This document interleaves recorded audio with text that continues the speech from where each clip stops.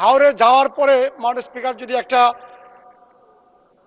নিরোধক দণ্ড বসে সাথে নেওয়া যায়, এরকম কোনো ব্যবস্থা করা যায় কিনা বিজ্ঞান ভিত্তিক, আমার মনে হয় ওইটা করলে মাননীয় স্পিকার আমাদের জন্য ভালো। প্রতি বছরেই মাননীয় স্পিকার আমার আসন থেকে আমাদের ডেপুটি স্পিকার উনার এখান থেকে দুইজন মারা গেছে, আমার এখানে যেদিন 4 দিন মারা গেছে। প্রশ্ন করুন মাননীয় সদস্য, প্রশ্ন করুন। মাননীয় সদস্য কামরুজ্জামান কামরুলকে একটি প্রশ্ন উত্থাপন করার জন্য আহ্বান জানাচ্ছি। ধন্যবাদ মাননীয় স্পিকার। আমি মাননীয় মন্ত্রী মহোদয়ের দৃষ্টি আকর্ষণ করছি, আমাদের এই অঞ্চলকে নাসা এবং মেরিডিয়াল বিশ্ববিদ্যালয় 2017 সালে এই অঞ্চলকে দুর্যোগের কেন্দ্রস্থল হিসাবে ঘোষণা করেছে, আমাদের স্পেশালি আমাদের বাংলাদেশ। গতকালকেও মাননীয় স্পিকার 8 জনের মৃত্যু ঘটেছে। এটা প্রতিনিয়তই বাড়তে শুরু করেছে মাননীয় স্পিকার।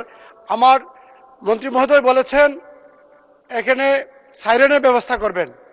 আমার এই অঞ্চল মিনিমাম একটা হাওর 10 থেকে 15 কিলোমিটার ডিস্টেন্স যখন হাওরের মধ্যে থাকে, আর আমাদের মার্চ থেকে মে পর্যন্ত মূলত এই সময়টাতেই এইগুলি মানে বজ্রপাতটা বেশি হয়।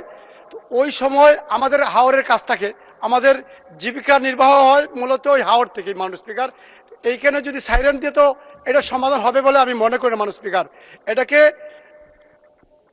আমাদের আশ্রয় কেন্দ্র করা যেতে পারে, বজ্র নিরোধক দণ্ড বসানো হতে পারে, এবং সহজলভ্য মানুষ যাতে হাওরে যাওয়ার পরে মাননীয় স্পিকার যদি একটা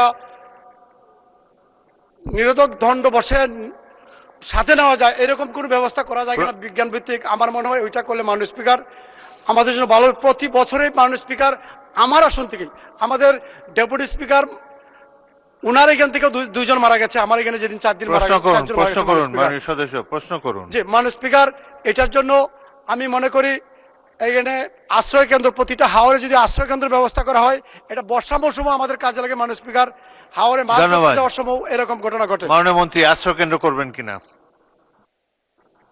মাননীয় সংসদ সদস্যের প্রস্তাব অত্যন্ত সুন্দর।